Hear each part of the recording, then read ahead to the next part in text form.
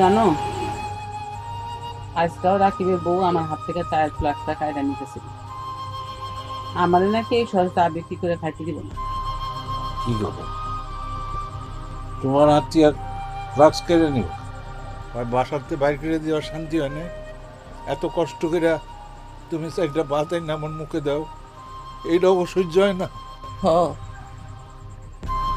নিজের পেটের পোলার পোলার বউ যে আমাকে এত বড় শত্রু হয়ে যাইব কোনোদিনও ভাবিনি। জীবনের শেষ বয়সে এসব আমাকে বাঁচতে দিব না। রাবেয়া, তুমি মনে করে দেখো, এই ছেলের জন্য আমরা কি না করছি, কত কষ্ট করছি। ছেলে মানুষ হইব, বড় হইব, বংশের মুখ উজ্জ্বল করব, আর সেই ছেলে আমাকে উপরে কত অত্যাচার করতেছে। সেই অত্যাচার তার থামতেছে না। আমার মনে হয় কি জানো, আমরা মরার আগ পর্যন্ত আর অত্যাচার থামবো না। না, আমি পয়সা থাকতে এটা কোনোদিন হইতে দিব না। আমি যুদ্ধ করে যাব, আমার স্বামীরে নিয়ে বাইসা থাকার যুদ্ধ আমি করে যাব। আমি কোনোদিন আরই নাই, আর কোনোদিন আর মো না। আমার কি মনে হয় জানো রাবেয়া,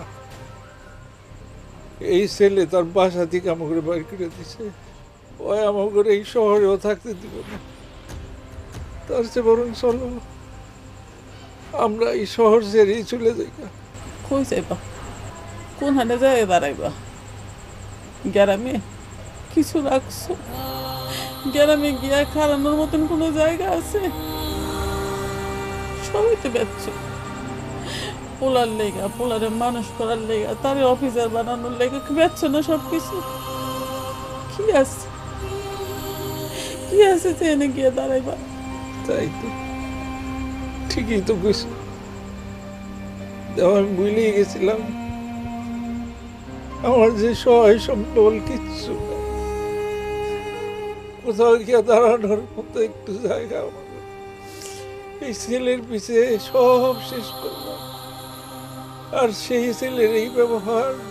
আল্লাহ, আল্লাহ, তুমি ছাড়া আমার আর কিচ্ছু নাই, কেউ নাই।